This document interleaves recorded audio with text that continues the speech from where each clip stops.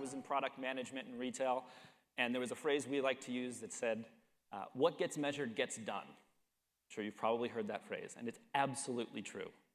The way we define success, what we determine to be those metrics, those things that we chase after, we will get them, but it will severely change the way we move forward in life. Today, what I want to talk about is not specifically what our organizations do, right? You sitting in this chair, you were probably sitting here because you were hired to get a specific result or set of results in your job description. There's an expectation, some metrics, some goals, milestones you're supposed to achieve in your specific role, right? Most of us have those, if not all of us.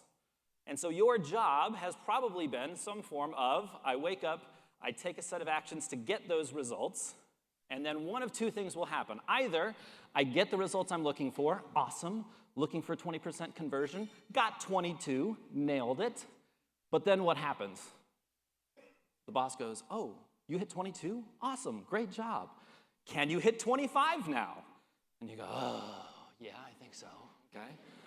So then we say, we got a new set of results, so I'm going back to the drawing board. What actions do I now need to take to get these new results? And we try it again. Or, less good scenario, I was going for 20%, I only got 17% conversion. Ooh, now I have to have that performance conversation. Was this a first time thing? Was it, a consistent thing? No. I know what went wrong. It's not my fault, but I can go back, I can fix it. I'll take these different set of actions, hopefully get another set of results. And rinse, repeat, the days start to kind of blend together. Now, not talking necessarily about right now, but has anyone here ever worked in a job that ever felt a little bit like that hamster wheel that I'm talking about, right? So I worked in retail for the better part of 15 years between brick and mortar and online. And I can tell you, especially with my brick and mortar job, I won't share the name of the company. However, I will tell you that this defined my life. Life took place outside the walls of work because that hamster wheel was the only thing that happened at work. And when that happens, some pretty gnarly stuff starts to happen to us individually, but also as organizations. Now, I'm sure most of you are familiar with the company Gallup, who does a lot of employee engagement surveys. They've done them for a long time now. But in 2013, they had a survey that really kind of jumped off the charts for people. Because at that time, they realized that there were about 3 billion employed people worldwide. And of those 3 billion, a certain percentage fell into the categories of either disengaged, unmotivated, or just generally unhappy with the work that they do. Now, globally, what do you think that percentage is, when I hear some numbers, of people who fell into those three categories?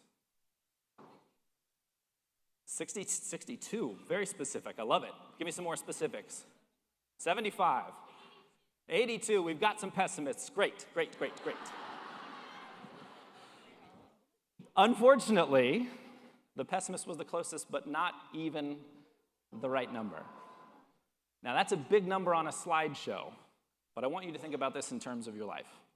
That means that nearly 9 out of every 10 of your friends, family members, the people that you care about most that have jobs in your life, if they don't hate what they do, they at least don't care about it. Think about the amount of time and energy we spend at work. Not just at work doing that job, but how it affects the other parts of our lives. When we go home, we don't just leave work at work more often than not. We take it with us. It affects how we show up for our family, our friends, the amount of time and energy we're able to spend out there. And so when you think about, let's say we're doing even better, 8 out of every 10 people that you care about that have jobs, having that experience, when they get up on a Monday morning to go to work and put their feet on the ground, getting out of bed, their day gets worse. That's not all right. And I believe that this cycle is a big part of why that's the case. So how do we break out of that cycle? What can get in the way of this hamster wheel? Well, there's a part of this equation that I haven't talked about yet, but it really determines the results we deem as worthy to chase after, as well as the actions that we deem as worthy in pursuit of those results. And that is our perception. How I perceive the world dictates the way that I will move through it. My perception of a situation will determine whether or not I see an obstacle or an opportunity. My perception of a person, when I'm considering relationship with them, determines whether or not I see them as a potential ally or friend or something that could be an enemy or a threat. And I will change my actions, which will lead to a specific result based on that perception. Now, I have no idea what results you all should be chasing after. I'm going to be the first person to tell you that. You just had a great conversation around some of that, so I won't dare tell you how to do that. I also don't know the actions that you should take to get those results. Once again, it's not that I don't care. I love you all. I just don't know. But what we want to spend this next portion of the day on is this perception piece.